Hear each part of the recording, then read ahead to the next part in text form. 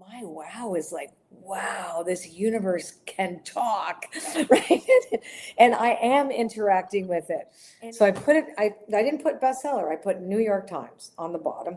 And I really did feel I had no attachment whatsoever. And I got the picture in my head. I'm going to, fine, I'm going to draw it. 11:11 that morning, sends an email that so-and-so from the New York Times would like to meet me when I'm in New York. She says, this girl says, health is wealth. And she's writing it down. She opens up her phone and it goes to some good-looking guy where he's wearing a t-shirt that says health is wealth. I don't know 100% what it is. Maybe we are an alien board game and I just happen to tap into level 2.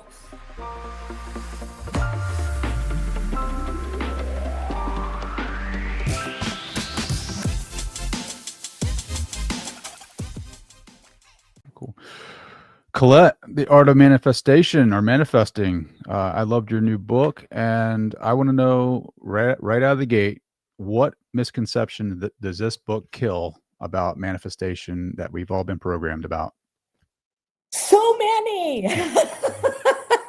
That's a trick question. Okay, so many.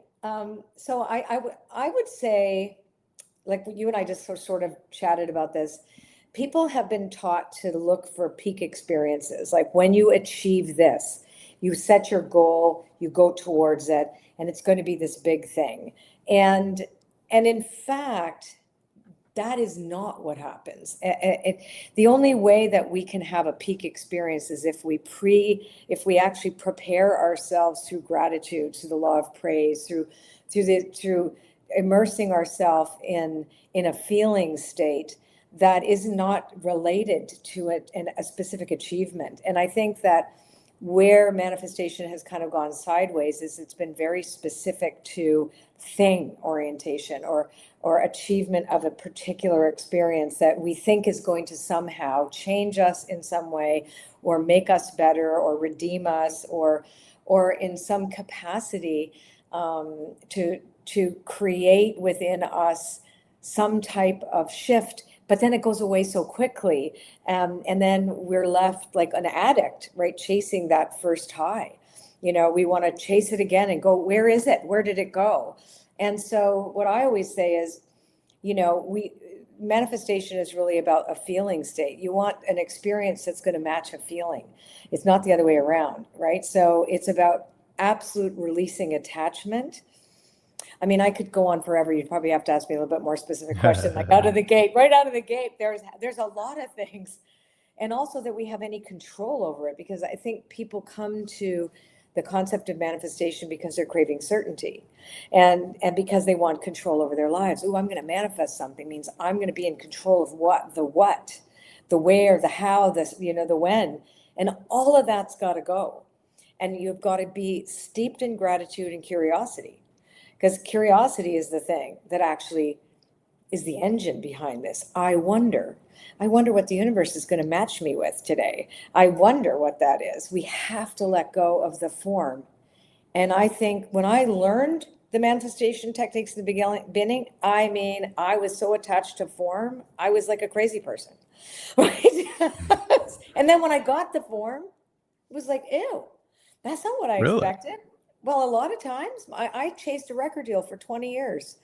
And then when I gave it up after doing like 30 vision boards with the record label's name on it and everything, and then when I gave up and a bunch of meaningful coincidences, intentional synchronicities lined up, just thank God it took me that long, because I probably would have drank. I've been clean and sober now almost 40 years, one day at a time. But I will tell you this, when I got it, I was like, I was supposed to feel very different than this. And I didn't.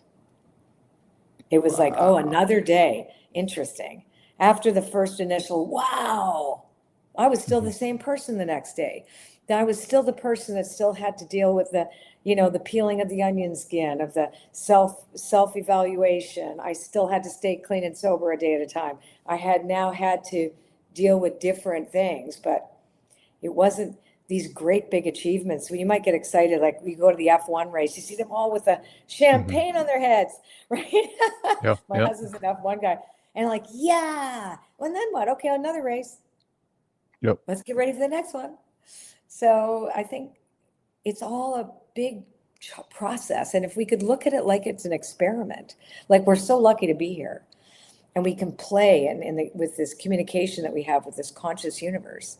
And then we start to see something extraordinary happen. I am Mhm. always in awe. I will tell you this right now. I am blown away every time. My friends laugh at me because I teach this stuff, and I'm like, wow, did you see what happened? Because it's like, but my wow isn't about me. My wow is like, wow, this universe can talk, right?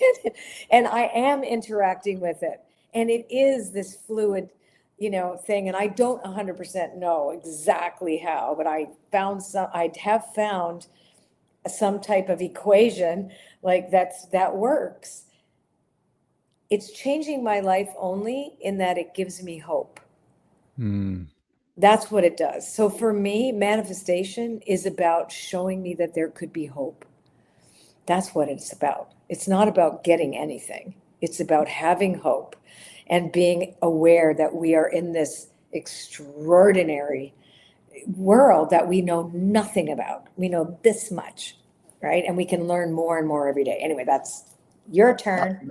I love it. No, I love listening. You make my job very easy. I love listening to you, and you're easy to be around. I've met you for 30 seconds, and it seems like we've known each other for years. Yeah. And to your point, finding out that the universe communicates back, like what was it that when did you realize this? Like what was it Okay, that I'm going to made tell you you my realize first. that?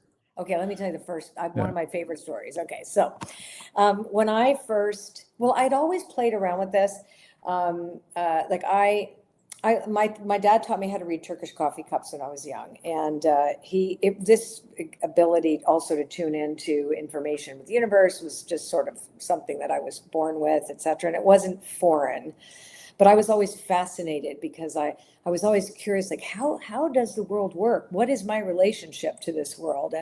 And why is it that when I'm really in a flow and I feel really stuff happens, and then when I'm like all like attached, it doesn't.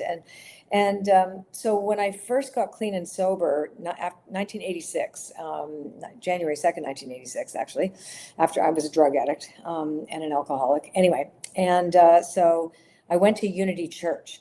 So that was kind of a thing that we all did after the meeting, like, and that's where I learned about manifestation, was from the New Thought movement. So that's going back 40 years. And I took to it like a duck to water. Now, this was different types of language. At the time, there wasn't a lot about quantum physics. There was a little bit that I was aware of. I mean, Michael Talbot had written The Holographic Universe a few years later. And I had the privilege of knowing him much later.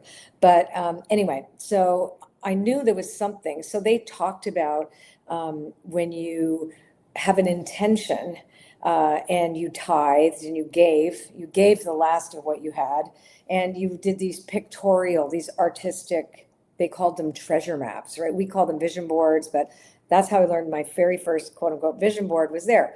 So I was like, wow, this is so cool. Did it, but I had big dreams that took many years, and everything actually happened that I put on those things. But it was when the smallest thing was the thing that wowed me. So there was a week where I wasn't sure how I was going to feed my dog and me, because I just started doing readings at that time. And I was also painting on people's clothes. I was making a very interesting living, a batched up living. Anyway, so but everybody canceled, and I had no income coming in, and I had just paid off all my bills, and I'm like, oh my God, how am I going to eat? And then I couldn't find the dog food, and so I'm like, oh geez, what's going to happen to me? So I was like, okay, I'm going to do what it said. I'm going to believe, and because I believe that the universe will provide for me. So I took the last of my money, and there was this guy I think we're not supposed to say homeless anymore, unhoused man who would sit in front of the Chicken Chalet restaurant at St. Clair and Yonge in Toronto. And he was always sitting there. So I went in, and for the last bit of money, I bought him dinner. And I went outside, and I remember he sent me in for ketchup. He was like, he didn't have enough sauce. So I was like, I went back in. I'm like, okay. So, and then I went home, and I had a few, pennies, and I'm like, and then I started doing my little drawing, And then I was so mad because down the hall, this lady was having a party and it was so noisy. And I was there with my little dog and I'm like, okay, this better work. But I do believe, and there was a part of me that just felt like I just trust that whatever's supposed to happen is going to happen and I'll figure it out. So the next morning, there's this woman knocking on my door and I open the door and she has this big giant thing of food.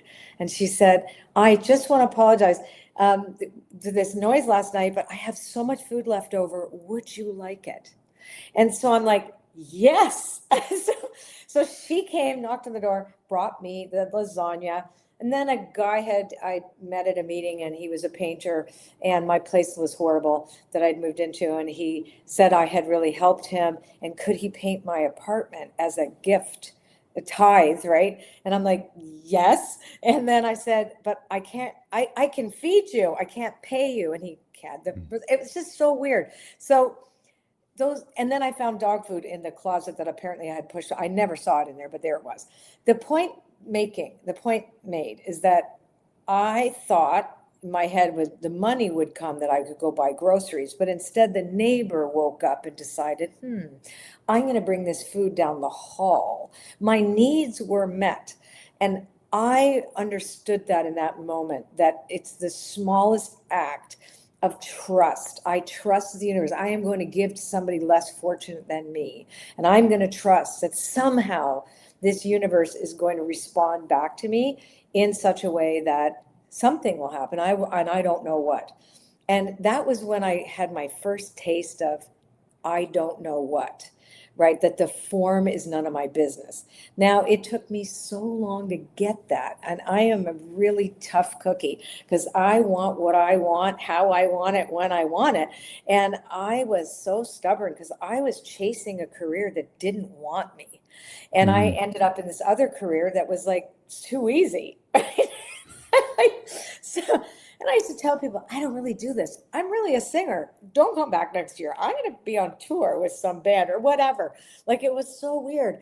And because I was like, well, I have this talent and okay. And, people would come and my phone would ring. I never, ever looked for a client ever. And I kept trying to get rid of them because I wanted something else. So the universe is like, excuse me, I'm giving you everything you say you want, which is to be respected and to use, your life experience to help others. Meanwhile, I'm thinking that I'm supposed to be this singer-songwriter that was going to write songs about my experience because music touched me. So I wanted to touch people. It's very interesting. Anyway, so that became my life where it was both. I spent an entire 40 years in flow well, not 40 because I got the hang of this. After a while, about 20 years ago, I got the hang of this. So it was like, I'd say 20 years, like both and one flowing and the universe is showing me the right form for me, exactly how I wanted to feel, exactly how it was. And then showing me what it's like to knock on doors that aren't opening. Right. And I was still doing both and at the same time. And I think looking back, that was like an initiation because it's how I teach people now to show the difference. Like, I've done both things. One, you can get at some point, you can be so willful that you will get that thing that you say you want. But will it redeem you, change you, make you happy? Any of those things, because that's what we really want. We don't want the thing. We want what we think the thing is going to give us. Do you know what I mean? The experience. So yeah. What was that for you for singing, right? Like, what was the actual intention that was For me, that for was singing, yeah. was the intention was that I would, because music really touched me. I am still a singer-songwriter and I have music on Apple Music and whatever. So that career never became a money-making thing, but it's still really a part of me. So singing and songwriting was about being able to speak to what I couldn't speak to in poetry and in a form that I could hopefully touch people, right? So I wanted to touch people, and songs and songwriting came out of my life experience, and that did happen. But how it happened in a much healthier way was through the work that I do as an intuitive, as a strategist, as a personal transformation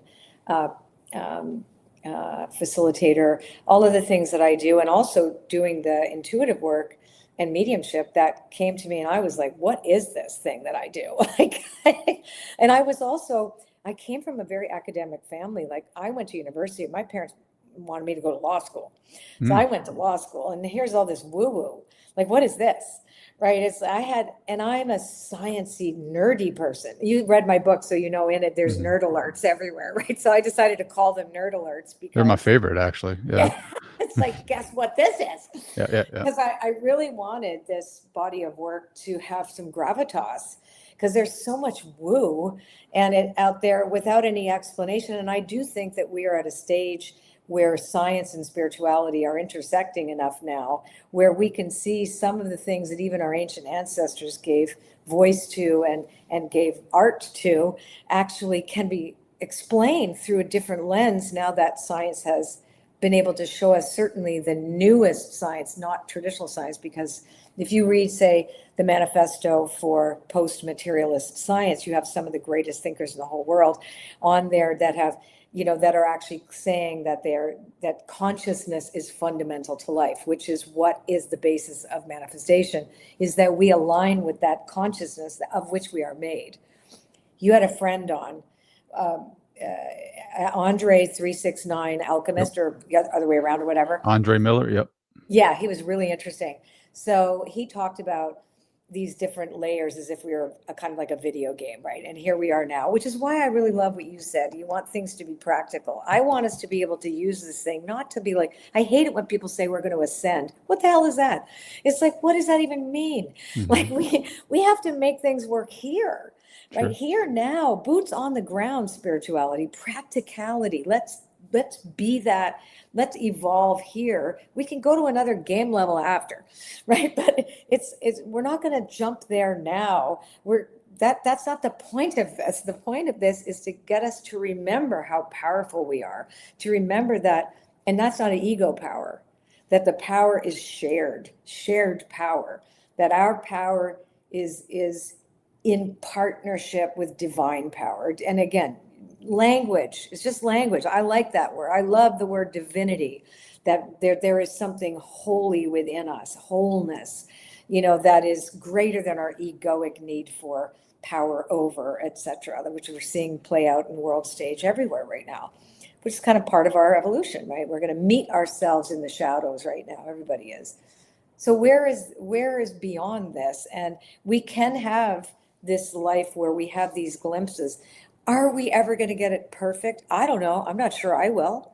I wrote this book based on my personal experience and also the science that backs it up, and the experience of so many of my students over the past 10 years who have practiced these things with me, and like, whoa, this is trippy. Right? And then, and then now it's like, okay, am I going to get it right? No, not while I have an ego. While I have a personality, while I have character flaws, while I have fears, while I have wants, unmet desires, no. And I will fall asleep at the wheel. I'm sure I will, and I'll have to start again. I did it as soon as this book came out. Oh my God. It was like, it came out #1 in creativity. And I was like really unattached. Wow, yay. And then I started looking at Amazon, and I started letting the rankings decide who I was. Oh, right? wow. If I was okay, right? Like, and I lost my marbles like for a good hour and a half. I went into that complete opposite of what I taught in the book, right? It's just like the attachment to being somebody, which is how our whole social media thing works. I mean, it's really a trap. So it took me a while to get out of that. I'm going, wow, that was humbling. That was humbling. So we just have to get back up, do it again, and go, okay, I'm going to dust myself off. What did I learn? What did I learn? And then it's a 24-hour gift. Yeah, I mean, you're talking to a YouTuber who basically my entire worth is associated with subscribers and views. I mean, that's how it works, right? Like, but I get lost in that too. And I am a subscriber of yours too. So it's just wild to me. Like, I know what it does psychologically, and I know how it creates these emotional states for me, but yet still I fall into the traps. I just literally told you a story before we came on the show about my hedonic adaptation. You talk Yes. about it in the book where I had Mhm. a very successful summit. Um, I mean, it was beyond what I envisioned it to be. And then the next day I was like back getting up to my 9 to 5. I was like, I thought that was it. I thought this was like, this is the thing that's going to Yeah. make the thing, It's explode the thing that and makes the change. thing. Yeah. Right. Like this is the thing that's going to be the peak of the mountain for me. Yeah. And then I have to get up and I have to do all the things. And it's like, wow, like I really hit a bottom there. And it wasn't like woo-hoo me. It was more like, No, I know wow, exactly what you're you talking know, about. It's an it, energetic bottom. yes, it was like, and it's also like, it's proven in neuroscience and physiology. Like the Yep. body is like rebalancing itself from all that dopamine and all that like success, brain chemistry. It has to rebalance itself. So you're going to fall flat on your face. I had a friend that was a New York Times bestseller, like all the things in the world, all the top charts. And she's like doing New York, she's doing all the shows. And she's like, man, the week after, like I hit this bottom of like, Yeah. just like to your point about this addiction of like, what's the next thing? A lot of people that win Super Bowls or championships talk about it. They're like, we won. And then it's like, you wake up the next day, you're sore. And it's like, well, what do I do now? Yeah, it was like more or something else. And Mhm. I'm particularly aware for myself because I am an addict. And I say, people say, "Oh, you're confirming that." No, I'm unsafe around alcohol and drugs. I know what happens to me. Any possible escapism, it's dangerous. And it's just the way I'm built. And I know that too much of anything is really unhealthy for me. So, and I understand what you're talking about, that summit. I remember we had during the pandemic, I mean, my business just like went insane.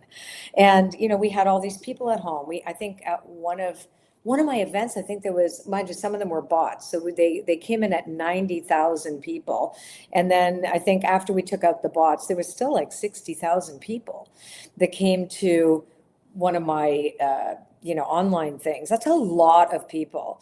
And I was like, wow, wow, wow. What does that even mean? Okay. At the Yep. end of the day, like for there, I was like, yes. And then I went ate, and then I went ate a big giant piece of cake, which I can't have sugar. Like, oh my God.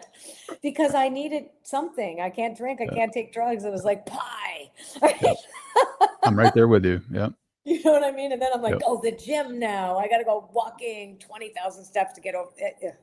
And the, and I think we have to have a sense of humor, because I personally can't afford to take myself so seriously. But I will say this, because I know about your summit, right? You helped a lot of people. And when we're out there in front of thousands of people and we have these really successful summits, it's because people need what we Mhm. put together for them, et cetera. And we did our job, then we have to get healthy again. So it's kind of like getting it in perspective. I think that we both have big mouths, right? Mind you, you're not doing much talking. But you know what I'm saying? We were picked to be in front of people. That's just, I can't, listen, if I made bacon, eggs, and toast at the same time, I would cry. It's too complicated. I have total ADHD. But I can get up on stage or talk to somebody like you and really, because my brain is just like all, blah, blah, blah, blah. I've got this mind palace that's outrageous. Mhm. And that's me. And then I got to take care of that, because if I allow the peak to mean more than what it actually was, it's it can't then it will destroy. I will be really messed up. And I have seen that with social media for me, but I see it with so many other young people. We were at Canadian Thanksgiving last night. We had three beautiful young women in their mid-20s, influencers, you know what I mean, like, and I'm Yeah. like listening to how it's like everybody's so nervous about, and they're so beautiful, and nothing, like you have to like do this and then do that, and there's the Yeah. dance. Yeah. It's really exhausting. There's always a dance to dance. I don't know what, like, and if I go, like, if I go and take time for myself and I go out into nature and then I start feeling like normal again, at some point I'll start feeling like, okay, I'm missing something here. Like I need to Yep. get back at it. Like I need to start planning. I need to start executing. I need to start, doing all these different things. And it's like, I don't know. Like I don't know if I can ever not do something, if that makes sense. Okay, Like, so this is a good conversation, because I have a course that I run called The Spirit of Your Business. And we talk about how I'm an animist. I believe everything is alive. So your work is a living thing. So like, let's kind of turn that around a little bit. Sure. So instead of feeling like, well, I have to do something, what if you were that the inspiration is of the spirit? So you're inspired to do this work too. Yes, there Mm, are, nuts and bolts of it that goes along with it, but you were inspired to create this, Trey. Like the inspiration shows even in your conversations with your guests, etc. So anyway, so if you could see this as a partnership that you have with the spirit of this channel, right, where you're tending to it, you were given this as a gift to mm, give to people, like to have, like, I wouldn't be here if it wasn't for you. I'm all of a sudden reaching a whole different audience of people talking about this thing that we share in common, that interest. And you're helping me, you're helping the people, like I yeah. heard Andre, which was amazing. You know what I mean? So this, your channel is a gift. It just so happens that it's in a field that can be very taxing. Like the way we present, right? We weren't built to present the way we do. Like we're really, we have to catch up biologically to, neurophysiology, the whole nine yards, to have this experience. And like you said, go out in nature, recharge, come Hmm. back, because this is your calling. And Yep. until it isn't, Mm, right? Treat it like it's your partner. sure. I'm just so fascinated with the idea of like what is it? The rebalancing of going out into nature to receiving the downloads. Like I feel like you're getting Yeah. into a frequency, a vibe. Like I'm so fascinated with the 0 point field Mm, and the ability to co-create something. Um, to me, you talk about the neuroscience, you talk about the physiological changes and the frequencies that we need to get on. Like for a long time, I thought it was just woohoo. Like when people would say things like that, like, "Oh, you have to raise your vibration." I never really understood it from like a scientific standpoint until I started reading the literature on quantum physics, quantum entanglement, right.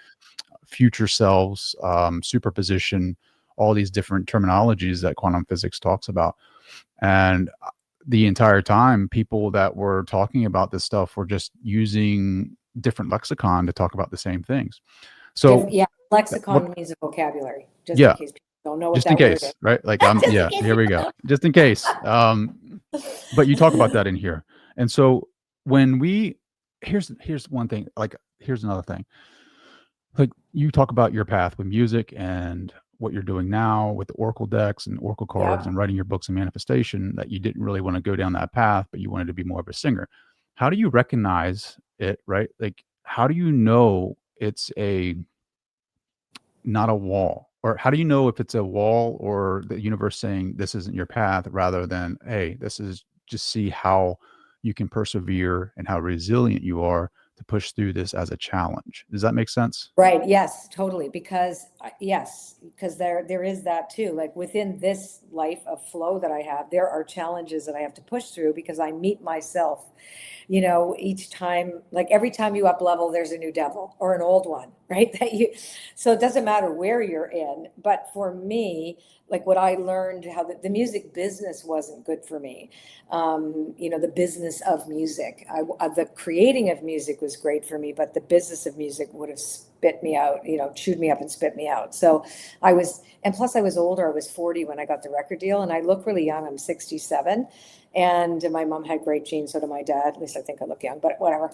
But at 40, I looked like I was in my mid 20s. So they didn't know how old I was. Then it was a big scandal that EMI Music took a risk on a mature artist. So there was all that.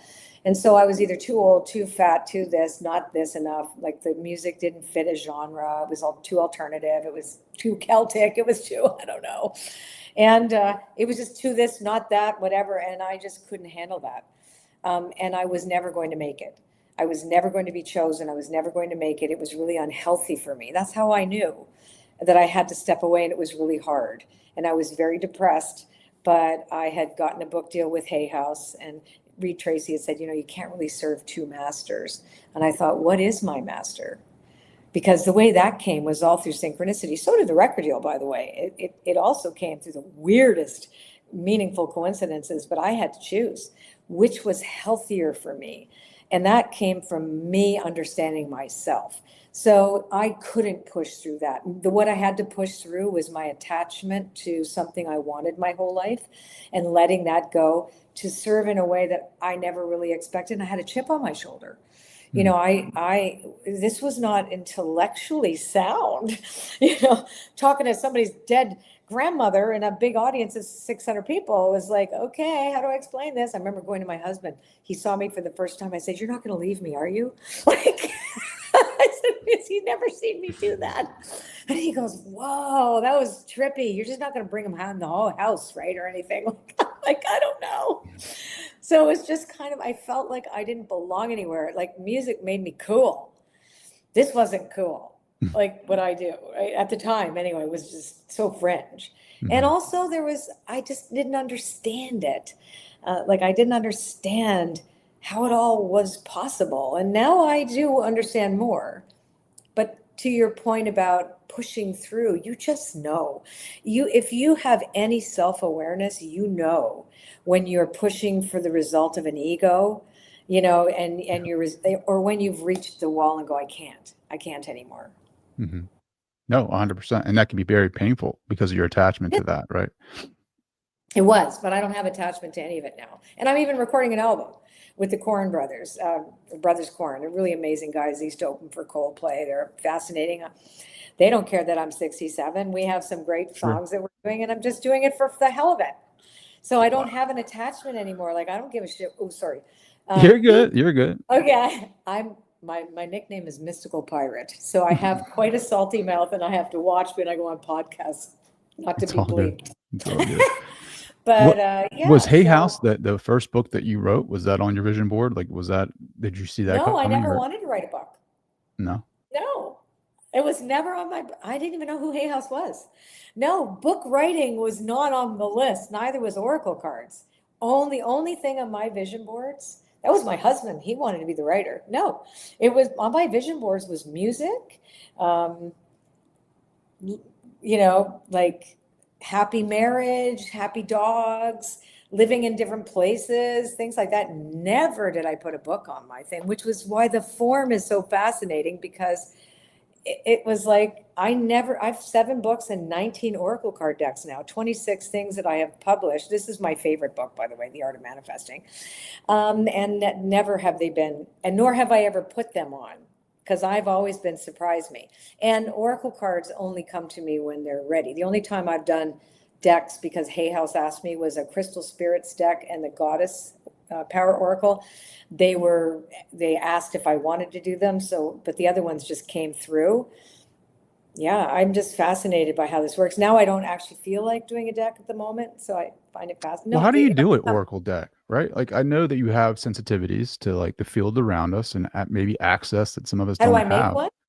Like, how do you make an Oracle deck? Like, okay, how do you I make? can tell you, it's really math. Yeah. Math and tuning in. So I will tell you how I actually created the first one. So I was always fascinated with divination. I mean, I was interested in very obscure things. Like, when I was a teenager, I had my first tarot deck, and my dad had taught me how to read Turkish coffee cups, and we knew that he had it was just this kind of family thing. But whatever. So I then had all these like old books on mythology, and all they talked about was divination and ways in which ancient civilizations communicated with their gods, or their concept of power greater than them, or nature. So I was like, ooh, this is so interesting. So I became quite an expert in 3 of them, which were Norse runes, the tarot, and the I Ching, which is Chinese. And so they really interested me. They all worked. They showed me a reflection of where I was, and what I was thinking about, what I was going through, whatever. But I studied their intersection. And at the time there was no internet, so I had to go to the library, right? I had to go and look at the books. And so I found what the universal intersections between all 3 that weren't culturally significant. So in other words, there are universal archetypal experiences that all human beings go through. So I found about 30 of them that made sense, that showed up in all of them, because all of them also have cultural, they're artifacts of culture. Like tarot is medieval. The I Ching will reflect ancient Chinese social structures. Norse runes are, reflect their experience, but ultimately at the end of the day, human beings love, we have birth, there's death, there's growth, there's, movement, things like that. So my first deck was written off the lexicon of those ancient oracle, the intersection of the ancient ones. And then I just grew them from there, but then they kind of tuned in. So for me, they all started with things that already had a history that worked, but then they filled in intuitively. So I got images, they spoke to me. Basically, they're living things that told me what to put. So I don't know how to describe it. the technique that you use is just to put them out and just kind of figure which one calls to you, and then you pull it and then you read the description. Oh, and you're that's talking about how do you read oracle cards? Well, I'm saying one, I wanted to know how you created them, which is great. I didn't know that that's how you create them. But then two, like how do you, what's That's how the I methodology? create. Yeah. That's how I created them. So other people create them different ways, but all of my decks are based on a lexicon, the original lexicon, which is like a sourdough starter. And then they filled themselves out. And when I say they filled themselves out, they came to me. That's how I tune in through meditation. I get pictures of them. So how do you use them? So I wrote a guidebook with every single one of my oracle card decks. So if you want to learn how to read them, you read the guidebook. But if you want to go intuitively, the reason why my guidebooks are very extensive is because each card has meaning, and you want to read it and understand it, as opposed to guess. Because a lot of people will relate to a card and mistakenly assume it's speaking to something because they projected that, as opposed to it really speaking to something that is hidden from them. So a really good divination system, because mine are all there's different oracle cards, tarot, mine are true divination systems, is that they operate as a flashlight. They can help you see in the dark. They're like a magic mirror. So they show you and what you know, but they also show what is hidden from you, your hidden agendas, all that. They're like a GPS when you're lost. They're like a shovel when you want to dig deeper into something. And I would say that this particular deck, which is the small version, is the deck I teach with, Wisdom of the Oracle. That was the one that I recommend people learn, because you can ask questions based on relationship, based on your relationship to your your prosperity. So, which doesn't necessarily mean money, but it should, like your vocation. Sorry, better than that. And then the protection. It's really, it reflects your unconscious, and it's always accurate, always. I kind of want you to pull a card now after I know hearing you that. do. Okay, good. So let's do it. So I can let's pull a card for you, and then let's pull a card for your audience. Like we Oh, can that'd be pull great. a Yeah, that'd be full cool. audience, and we can do a general concept, like how do we manage? What is it that we need to know to navigate our times at this moment? Certainly in the next few weeks. I don't know when this is airing, so. Okay, and what do you want to know? So the best way to ask a question is, what can you tell me about this situation? What can you tell me about, right now, life situation energetically, coming out of the summit and then moving forward with, Great. next Easy steps? to do. Yeah. Okay, perfect. Okay, so this is really interesting. You got a change in the wind, then you got between worlds, and then you got all that glitters, which is very reflective of what we've already said. So a change in the wind is the card you enter into this, which means change that you did not create out of your own, out of anything that you've actually done. So it's like you feel the need to pivot. There's a sense of direction that is not by your own generative choice. It's more of it that you're being pushed that way. Does that make sense to you? Yes or no? Yeah. Yep. Yeah. Okay.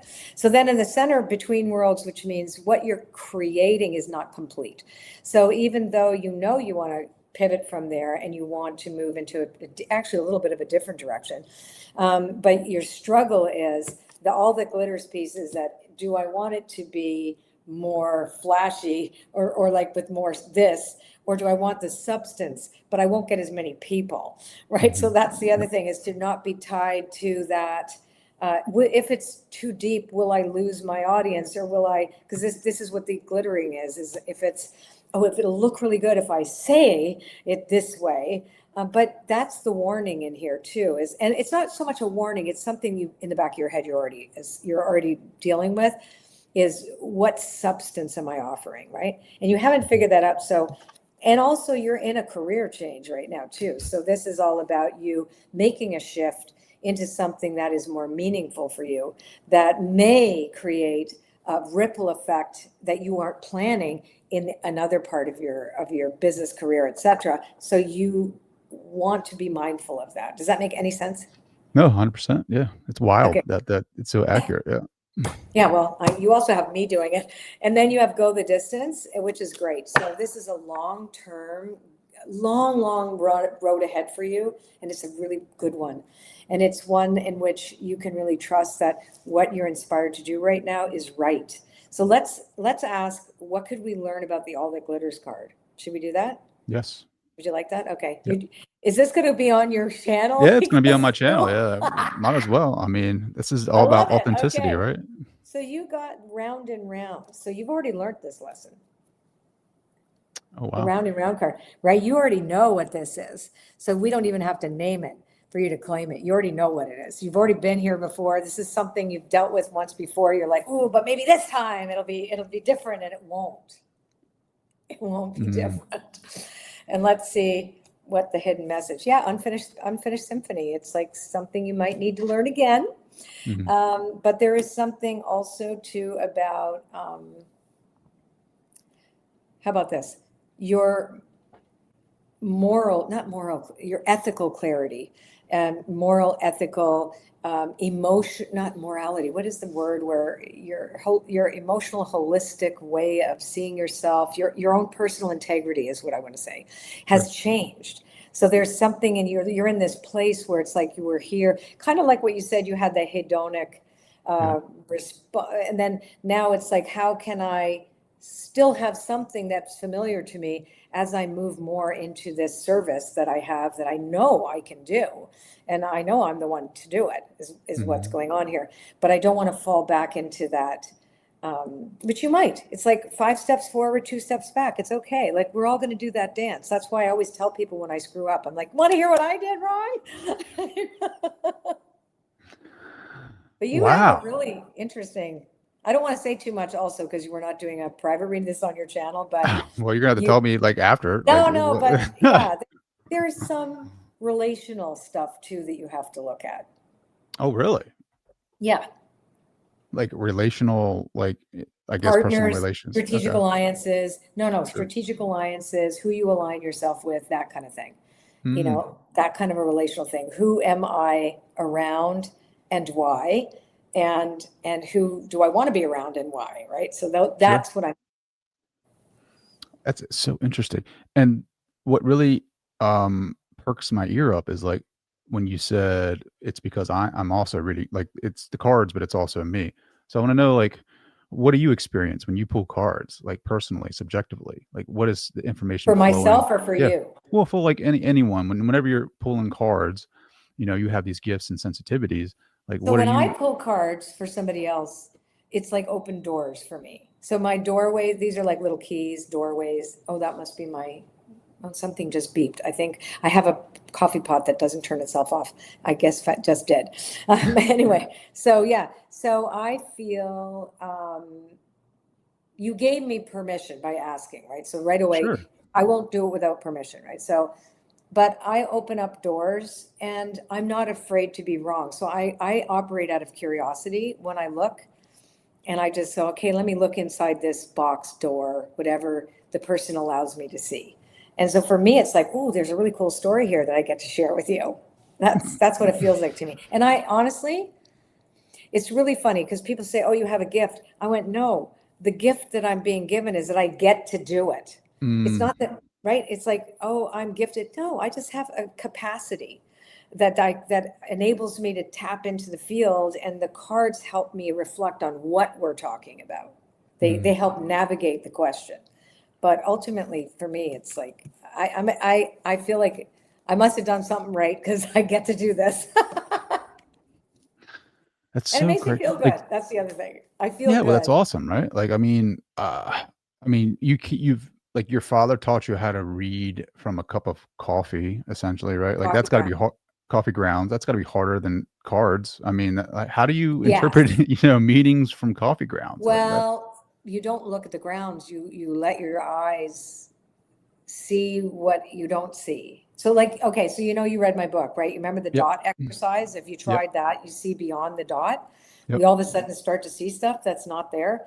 I actually had an ophthalmologist that came to one of my my events. He goes, "This shouldn't be happening." Like I'm like, "Yeah, I know, but it is." So it's like this. The eyes don't do this. Like, yeah, they do. I don't know how, but they do. So it's the same sort of thing. Like there are certain symbols that you can learn, but ultimately it's what you see beyond the symbol. You have to put the story together. I found out my father was an engineer, really interesting man. He was Serbian. And he used to always be very excited to tell us that we were direct descendants of Genghis Khan Oh wow. because my great grandmother was Mongolian. Hmm. And they don't do 23andMe out there. Otherwise, I'd find out who my people are, but whatever. Anyway, so when he died, because both my parents died when I was 33 and 34, 35, like 2 years apart. Um, and their oldest friends told me, because they knew what I was doing, and they said, you come by this gift from your father. I went, no kidding. Like, because Daddy never, he was like all about university and teaching us about Plato and Aristotle and all of it, Hmm. he was Hmm. a fascinating guy. And he was totally into like Atlantis and in the quantum world. He was an inventor too. Anyhow, apparently, my dad went into a trance at a cocktail party. He used to read people's Turkish coffee cups because my mom would make them. And after you drink the coffee, that what's left at the bottom are these kind of, it's like mud. So you Hmm. turn your cup over, you turn it 3 times, and then you let it sit. And then when it dries, you look at the cup. And so apparently he went into a trance during a cocktail party and told these people they were all having affairs with each other, and they all were. And my mother threatened to divorce him and he didn't remember a thing he said. And she said, if you ever do that again, we are getting a divorce. And he never so, but that's what I found out. He had this, but it wasn't like cool. He was an immigrant. You don't build a life on reading Turkish coffee cups in Canada. You build a life becoming somebody, and he did. He was a land developer. He became very wealthy, and then they lost everything. But it was fascinating. That But is fascinating. Like yeah, I it's would an love interesting. to be in the room when everyone found out they're all having affairs on each other. Like, Oh my God, can you you know, imagine? no, I couldn't. Like you talk about like, Like there were two just couples, two different couples. Yeah, apparently. wow. I That is, know.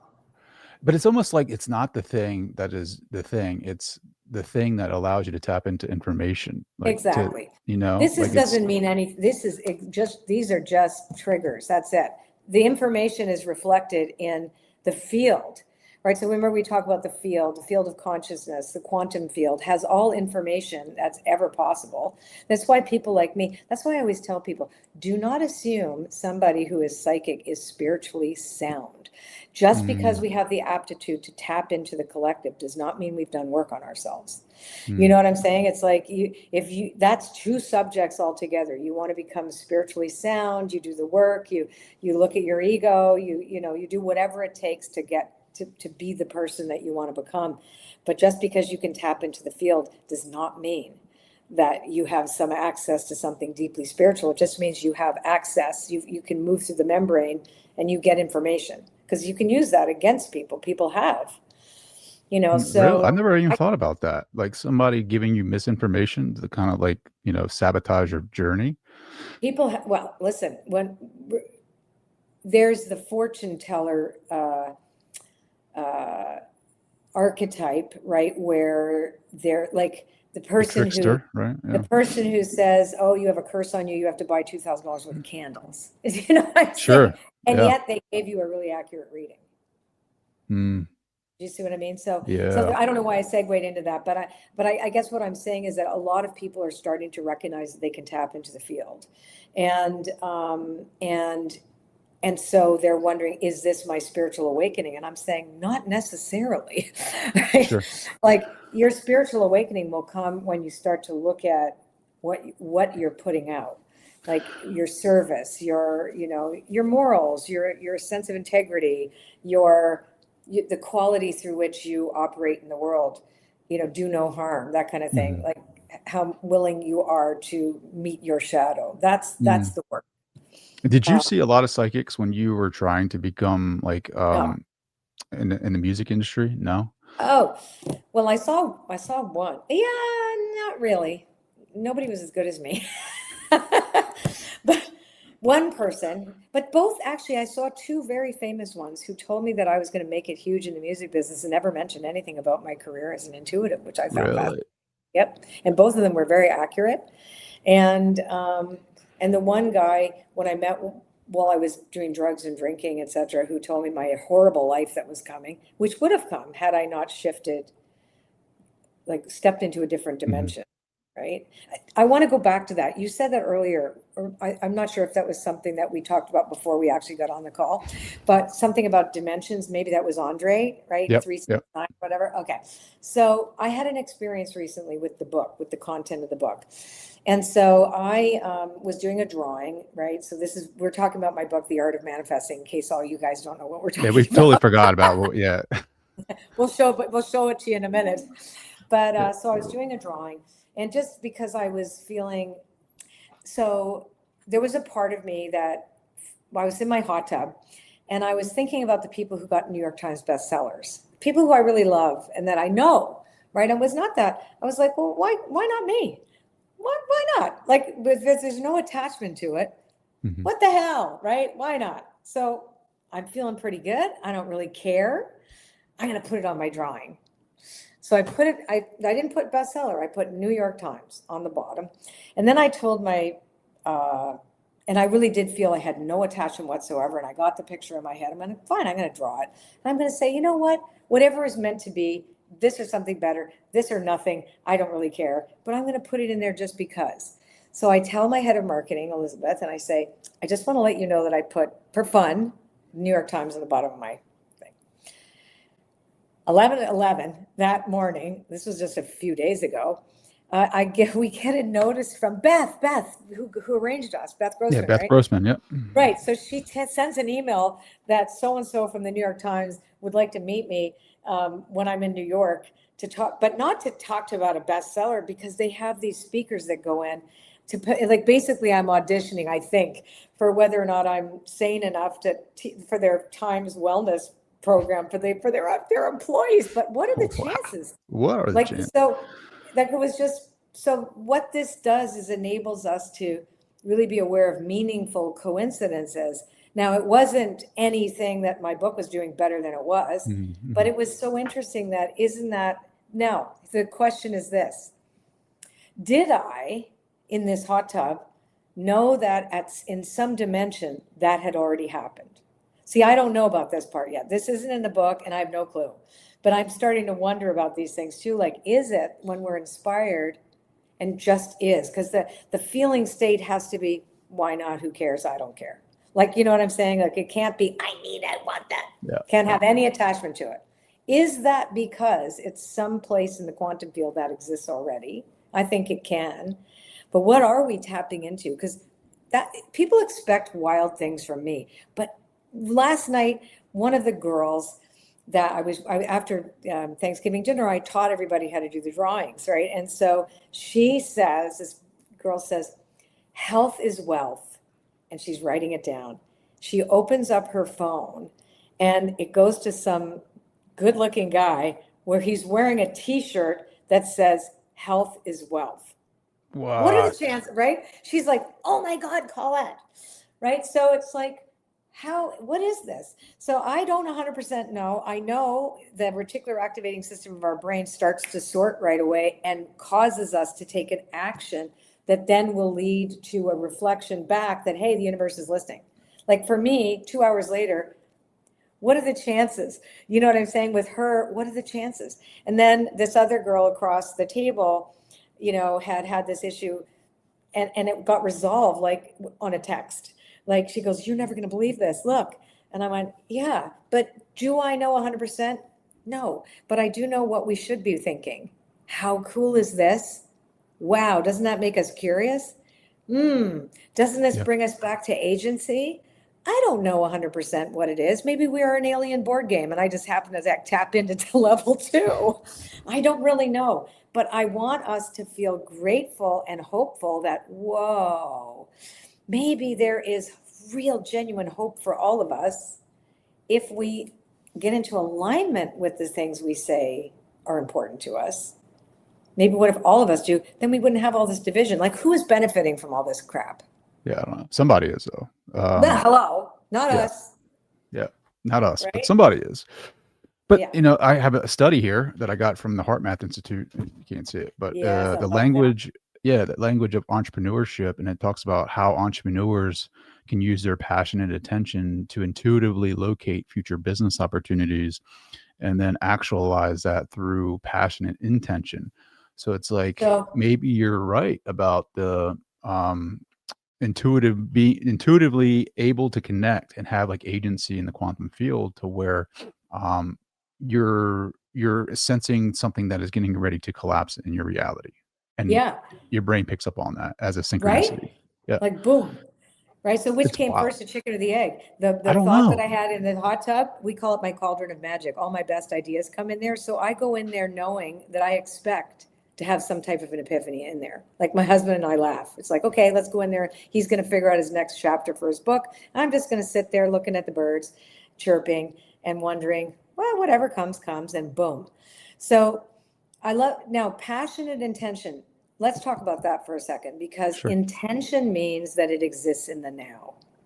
It's not I want or I'm setting a goal. It's the intention is that I experience this. One of the things that passionate intention needs to be released. So I'm sure there's more in their study about the releasing of that intention because if you get too passionate about something, you're going to burn it and it won't Mhm. come. Right? Because if you're so passionate about this thing and then you're not letting it show up for you, you're going to just get more and more Is that desire for, action though? Is that like taking action? Is that burning that intention? well, if you don't I should take, say so, burning okay. it, but I mean like it's like almost if you hold too much energy, that Yeah, energy is going to it hurt you doesn't allow it to essentially. come, Yeah. right? It prevents it. It takes longer. So that's why the passionate is like, that's the elevated emotion. Dr. What's his name now? Joe Dispenza. Joe Dispenza talks Mhm. about that, as I do too.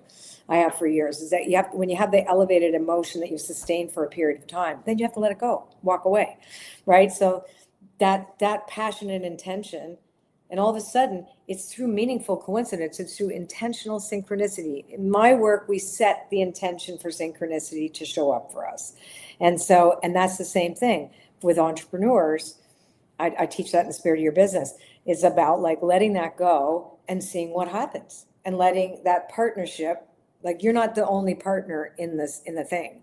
Yep. So for this, for me, the spirit of the, like if you're an entrepreneur, your business is a spirit, you're in partnership with that. And that's the spirit's job, or, the consciousness of the business is going to attract it. Once you let it do its thing, which is not generated by you. You set it in motion and then you see. That's the hardest part to get to our heads because we think we have to hustle. Oh, I'm right there. Like that's a program I have that you have to hustle. Like you have to bust your butt because that's the blue collar, ancestral trauma that I carry is, we know how to work hard, but we don't know how to convert essentially. I get it. Mine was the same, like, immigrants worked hard. You have to work hard. You have to get a good education. It has to be intellectual. You have to do all these things. Like me too. I'm like, I'm doing all this woo stuff. I'm like, okay. Yeah. Like, and then I hustle too. Hustle, hustle, hustle. But you burn out. You don't have to hustle. You have to hustle a little, but you don't have to only Yeah. hustle. Well, it leads to chronic fatigue, which I've experienced symptoms Yeah. of, Uh-oh. You're Sorry. good. My You're all husband. good. Don't bark at daddy. They did good. They didn't bark. They did Oh, great. They did excellent. I'm really impressed. yep. I have They, two tiny little yappy Pomeranians. I have a golden retriever. He's actually doing well. I'm actually impressed with him too. I might have to take him for a walk as a I actually reward. set that intention. Yeah. Like, the dogs will be fine. Well, I'm curious to know, like, what is it about putting pen to paper that actually collapses future Okay. probabilities? So let's talk about what we are first, because what's our part in this, right? So what do we mean when it comes to our relationship to the quantum field? So, and that's why I want to talk about brain science. And the most important thing that you guys need to know is that you got a bouncer in your head. So, and it's the reticular activating system of the brain. And that is your sorting system that decides what gets in. And it's based on conditioned responses over time, and also on elevated emotions that they understand now is meaningful to you. So it's going to, because we cannot possibly deal with all the stimuli that's coming at us in the world, we have to sort. Otherwise, we would go mad. We can't possibly identify and understand all the stimuli. So it decides what comes in. So if you are constantly rehearsing fear and polarity, etc., you're going to see more of that and create more of that, because that's just how that works. The bouncer says you get into the party, and all you happy people, you don't get to come, right? So if you rehearse the state of gratitude in advance, and in advance of deciding even your intention, right? So first, my intention is gratitude. Well, the reticular activating system of your brain is going to go, this is important. It's, all these chemicals are there. And, so I'm going to take this person's eyeballs and I'm going to look into the outer world and find more reasons to be grateful. And so that's kind of, and so now that's what's in us.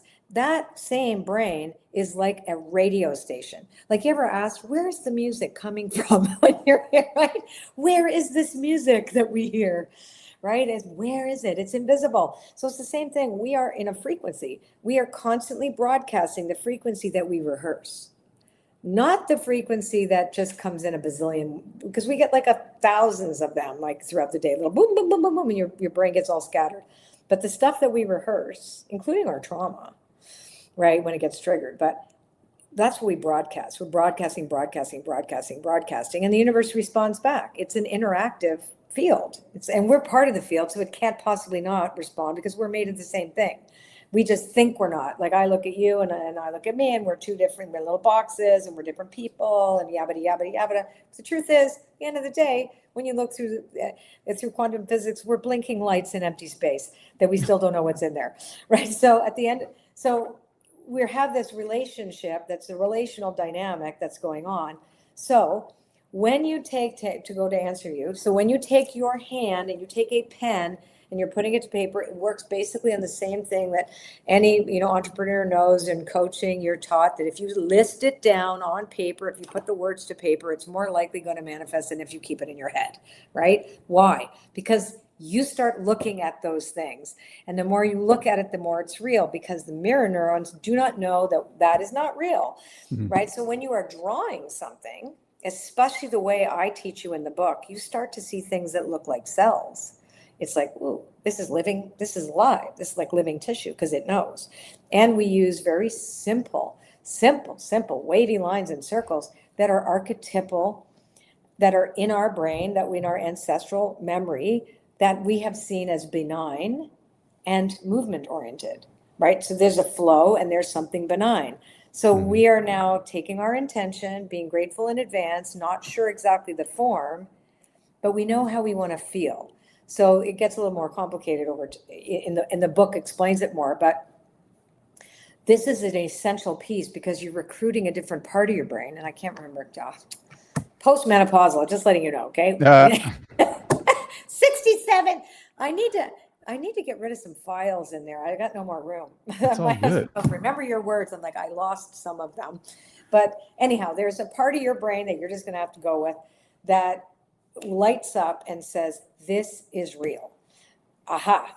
This thing that I see is a symbol of the thing, right? Because if you get too specific, it can throw you off course a little bit, because you have to always say this or something better. And I always say, surprise me.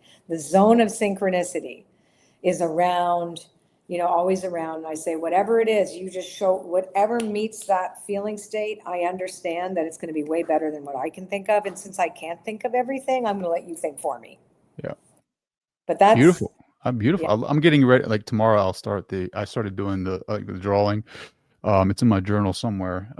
But it looks similar to the drawings in this. But I'm going to start. Is it like the 2-week challenge, or there's a challenge in here, Well, right? I'll be honest with you. We did 7 weeks, honestly, because we had so much material and we thought, like, let's just drip it for people, especially to really get the hang of it. And they're not 7 weeks particularly. You can take a month on week one if you want.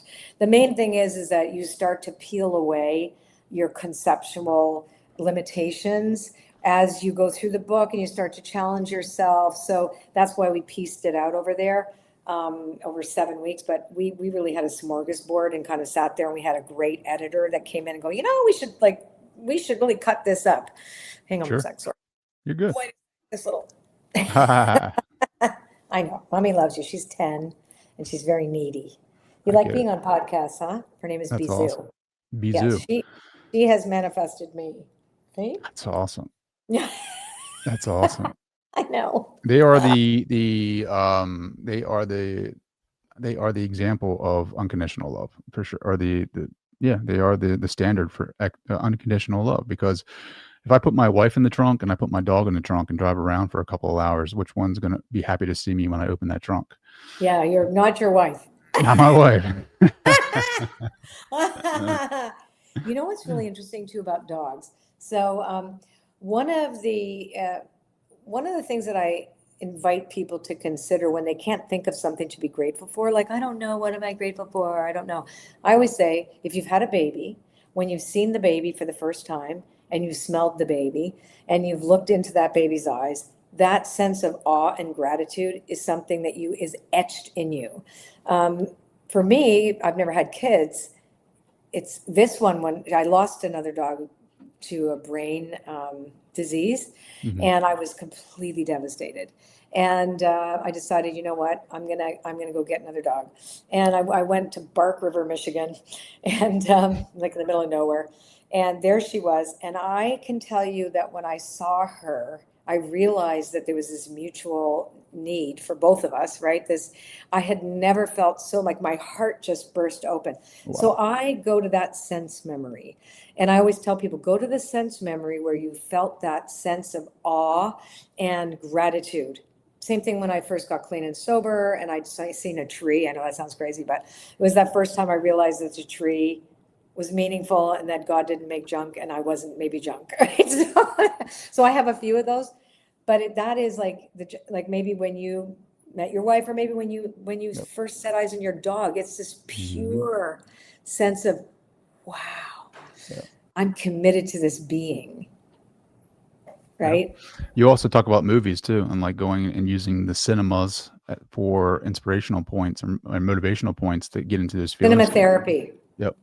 Nancy Pesky was my editor on a couple of my earlier books, and she wrote a book called Cinema Therapy, and all about how to tune into movies as a method of bringing up an emotional experience. So I always found that to be fascinating. If I need a good cry, I will watch a movie that's going to make me cry.